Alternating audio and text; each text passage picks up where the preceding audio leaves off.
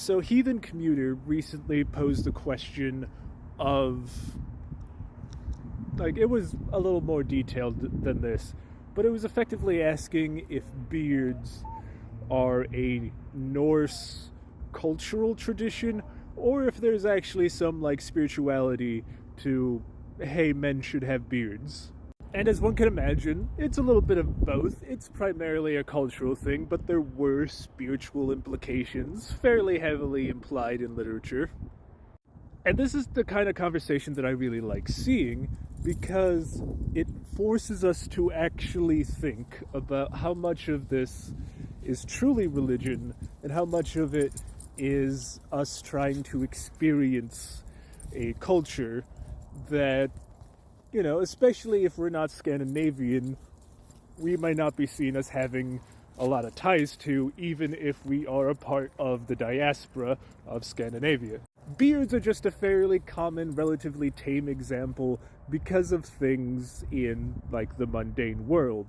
You have to be approved to have beards in certain fields, the military being the most common and the most place where the particular beard argument is rather heated. But it obviously just doesn't apply to beards. I've stated it before and I'll state it again. Ergi was way more cultural than it ever was religious. But we still see people using that word modernly in a religious context. Now, obviously, I think ergi has way more, like, actual social ramifications than whether you have a beard or not. And we see plenty of Norse pagans without beards for a variety of reasons, and for the most part, we willingly accept that. But we see ergi being used by people who don't protest plagen too much. And while we certainly know, like, the definition of what ergi was, we don't have the full cultural context of what it truly meant.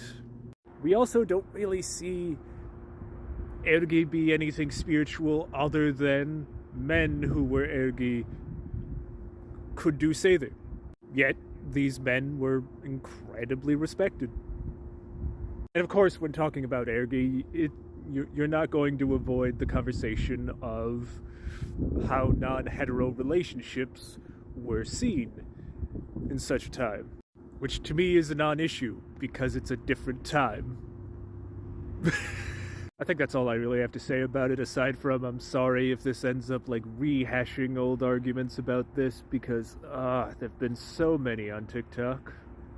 But in general, I do think it is important to think about what was truly spiritual, as in a part of the spirituality, and what was way more cultural aspects of the arch-heathens.